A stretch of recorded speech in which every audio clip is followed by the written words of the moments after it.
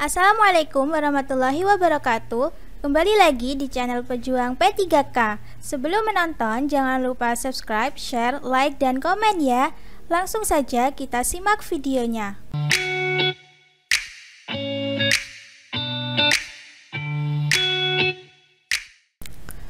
1 kapas alkohol, 2 ADS yang telah dipakai dan alat suntik untuk pencampur vaksin, 3 vaksin dalam botol atau ampul yang telah rusak karena suhu atau kadaluarsa, 4 limbah kertas pembungkus alat suntik dan kardus pembungkus vaksin, 5 sisa vaksin dalam botol atau ampul.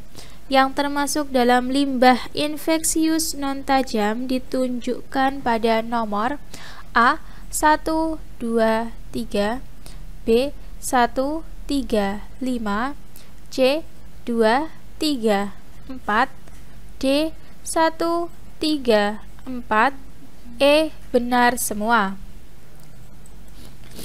Jawabannya adalah B 1, 3, 5. Pembahasan. Limbah infeksius non tajam dapat dikatakan juga sebagai limbah farmasi. Limbah farmasi berupa sisa vaksin dalam botol atau ampul, kapas alkohol, vaksin dalam botol atau ampul yang telah rusak karena suhu atau kadaluarsa. 2. Jika dalam suatu daerah ditemukan adanya satu kasus konfirmasi COVID-19, maka daerah tersebut dinyatakan A. Wabah, B. KLB, C. Pandemi, D. Endemi, E. Epidemi. Jawabannya adalah B. KLB. Pembahasan. KLB atau kejadian luar biasa adalah salah satu status yang diterapkan di Indonesia untuk mengklarifikasikan peristiwa penyakit yang merebak dan dapat berkembang menjadi wabah penyakit. Suatu daerah dapat dinyatakan sebagai KLB jika ditemukan satu kasus konfirmasi COVID-19. 3. Proses mengurangi risiko penularan melalui upaya memisahkan individu yang sakit baik yang sudah dikonfirmasi laboratorium atau memiliki gejala COVID-19 dengan masyarakat luas merupakan definisi dari A. Karantina, B. Isolasi, C. Upaya pencegahan, D. Physical distancing, E. Manajemen kesehatan. Jawabannya adalah B. Isolasi. Pembahasan.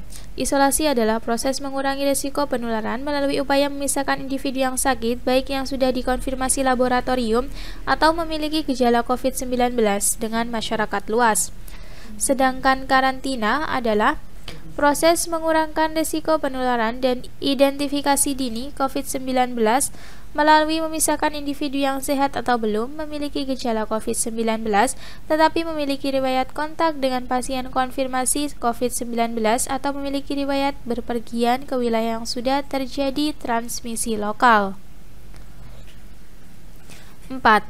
Seseorang yang melakukan kontak fisik atau berada dalam ruangan atau berkunjung dalam radius 1 meter dengan kasus pasien dalam pengawasan atau konfirmasi dalam 2 hari sebelum kasus timbul gejala atau hingga 14 hari setelah kasus timbul gejala disebut A. OTG, B. Konfirmasi, C. Positif COVID-19, D. Kontak erat, E. Kontak. Jawabannya adalah D. Kontak erat. Pembahasan. Kontak erat adalah di mana seseorang melakukan kontak fisik atau berada dalam ruangan atau berkunjung dalam radius 1 meter dengan kasus pasien dalam pengawasan atau konfirmasi dalam 2 hari sebelum kasus timbul gejala dan hingga 14 hari setelah kasus timbul gejala. 5. Berikut ini yang merupakan kriteria seseorang yang masuk ke dalam kategori discarded adalah A. Seseorang dengan riwayat kontak dengan kasus terkonfirmasi kurang dari 14 hari yang lalu. B. Seseorang dengan status kontak erat yang telah menyelesaikan masa karantina selama 14 hari. C. Seseorang status kontak erat yang ketika menjalani proses karantina muncul gejala COVID-19. D. Seseorang dengan riwayat kontak dengan kasus suspek COVID-19. E. Semua benar. Jawabannya adalah B. Seseorang dengan status kontak erat yang telah menyelesaikan masa karantina selama 14 hari. Pembahasan. Seseorang masuk dalam kategori discorded apabila memenuhi salah satu kriteria berikut. 1. Seseorang dengan status suspek dengan hasil pemeriksaan RT-PCR 2 kali negatif selama 2 hari berturut-turut dengan selang waktu lebih dari 24 jam. 2. Seseorang dengan status kontak erat yang telah menyelesaikan masa karantina selama 14 hari. 6. Berikut ini adalah area pelayanan bidan dalam menjalankan praktik kecuali A. Pelayanan kesehatan ibu, B. Pelayanan kesehatan anak, C. Pelayanan kesehatan reproduksi perempuan, D. Pelayanan kesehatan keluarga berencana atau KB, E. Pelayanan kesehatan lansia. Jawabannya adalah E. Pelayanan kesehatan lansia. Pembahasan. Area pelayanan bidan dalam menjalankan praktik berwenang untuk memberikan pelayanan yang meliputi 1. Pelayanan kesehatan ibu, 2. Pelayanan kesehatan anak, 3. Pelayanan kesehatan reproduksi perempuan KB. 7. Seorang perempuan berumur 20 tahun datang ke bidan praktek mandiri mengeluh setiap datang bulan merasakan nyeri perut sejak mendapatkan haid pertama. Keadaan umum baik, anemis dan tidak didapatkan kelainan ginekologik. Apa diagnosa untuk kasus di atas? A. Cryptomenorea, B. Amenorrhoe primer, C. Dysmenorrhoe primer, D. Amenorrhoe sekunder, E. Dysmenorrhoe sekunder. Jawabannya adalah C. Dysmenorrhea primer. Pembahasan. Dysmenorrhea primer adalah nyeri tanpa kelainan nyata pada alat genital dan bisa merupakan tanda adanya gangguan sistem reproduksi. 8. Seorang perempuan umur 22 tahun hamil 4 bulan datang ke posyandu untuk memeriksa kehamilannya. Ibu mengatakan belum pernah mendapatkan imunisasi selama hamil maupun pada saat calon pengantin. Apa rencana yang tepat untuk ibu tersebut? A. Memberikan imunisasi TT1, B. Memberikan imunisasi TT2, C. Memberikan imunisasi TT3, D. Memberikan imunisasi TT4, E. Memberikan imunisasi TT booster. Jawabannya adalah A. Memberikan imunisasi TT1. Pembahasan. Imunisasi TT1 diberikan kepada WUS pada kontak pertama atau pada usia kehamilan muda. 9. Seorang perempuan melahirkan bayi perempuan dengan berat lahir 3000 gram. Kepala bayi teraba benjolan, lunak, berisi cairan, dan tidak teraba batas secara jelas. Apa diagnosa kasus di atas? A. Meningitis, B. Hidrocephalus, C. Cepal hematoma, D. Caput sekedaneum, E. Pendarahan intrakranial. Jawabannya adalah D. Caput sekedaneum. Pembahasan. Caput sekedaneum adalah kelainan sekunder dari tekanan uterus atau dinding vagina kepala bayi sebatas caput. Keadaan ini juga bisa terjadi pada kelahiran spontan dan biasanya menghilang dalam 2-4 hari.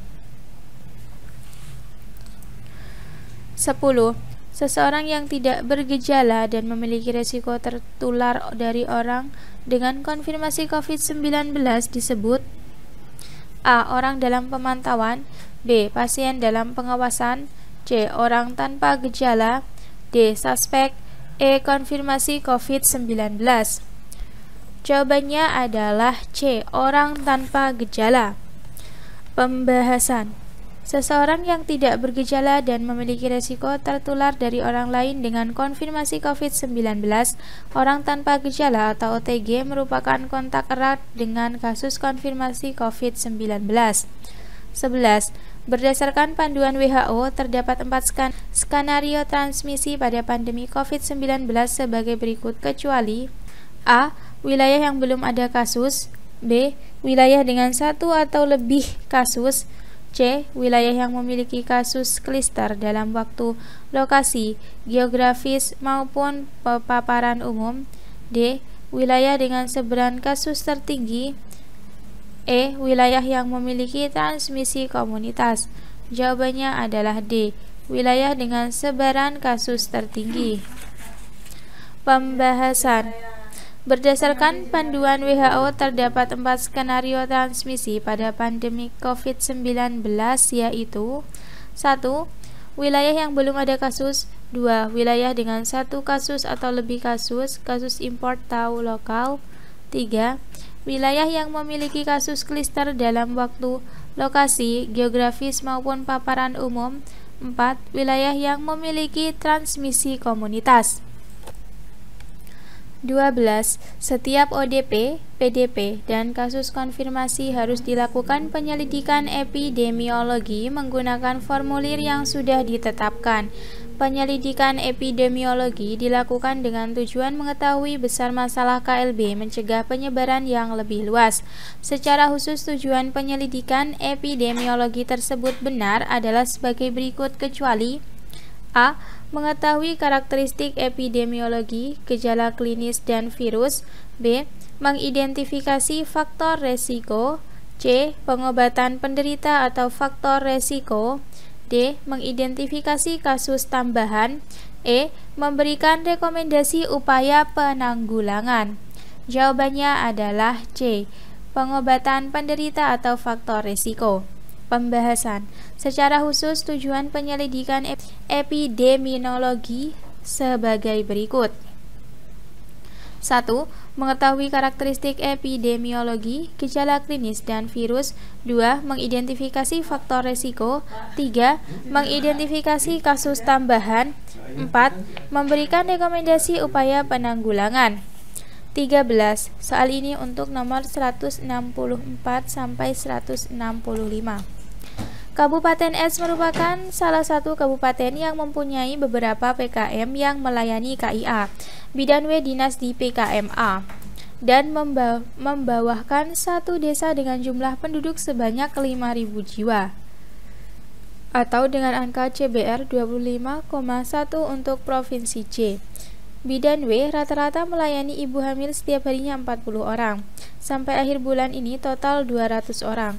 Pada saat kunjungan TM1 sebanyak 45 orang, TM2 sebanyak 100 orang, pada trimester 3 sebanyak 55 orang. Berapakah jumlah sasaran ibu hamil di Kabupaten S tersebut? A. 135, B. 136, C. 137, D. 138, E. 139.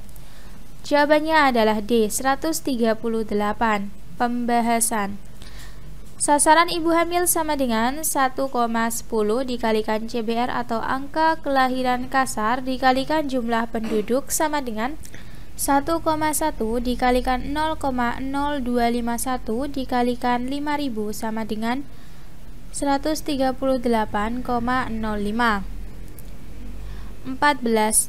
Kabupaten S merupakan salah satu kabupaten yang mempunyai beberapa PKM yang melayani KIA, Bidan W dinas di PKMA, dan membawahkan satu desa dengan jumlah penduduk sebanyak 5.000 jiwa, dengan angka CBR 25,1 untuk Provinsi C. Bidan W rata-rata melayani ibu hamil setiap harinya 40 orang. Sampai akhir bulan ini total 200 orang. Pada saat kunjungan TM1 sebanyak 45 orang, TM2 sebanyak 100 orang, pada trimester 3 sebanyak 55 orang. Berapakah jumlah cakupan K1? A. 30%, B. 31%, C. 32%, D. 33%, E. 34%. Jawabannya adalah D. 33%. Pembahasan. Jumlah cakupan K1 sama dengan jumlah kunjungan K1 dibagi jumlah sasaran dikalikan 100. Sama dengan 45 dibagi 138 dikali 100 sama dengan 32,6%, sama dengan 33%. 15. Kabupaten X merupakan salah satu kabupaten yang mempunyai beberapa puskesmas yang melayani KIA. Seorang bidan bekerja di desa Y yang memiliki jumlah penduduk sebesar 5.000 jiwa dengan angka CBR 20,0 untuk Provinsi Z. Pada bulan ini total kunjungan ibu hamil sebanyak 200 orang. Kunjungan TM1 sebanyak 42 orang, TM2 sebanyak 100 orang, TM3 sebanyak 58 orang. Berapakah jumlah sasaran ibu hamil pada kasus tersebut? A.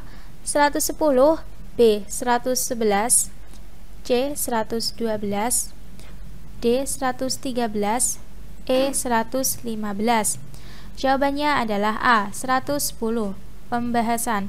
Sasaran ibu hamil sama dengan 1,10 dikalikan CBR dikalikan jumlah penduduk sama dengan 1,1 dikalikan 0,02 dikalikan 5.000 sama dengan 110. Terima kasih sudah menonton video ini. Jangan lupa like, comment, share, dan subscribe channel ini. Sampai jumpa di video selanjutnya. Semangat pejuang P3K.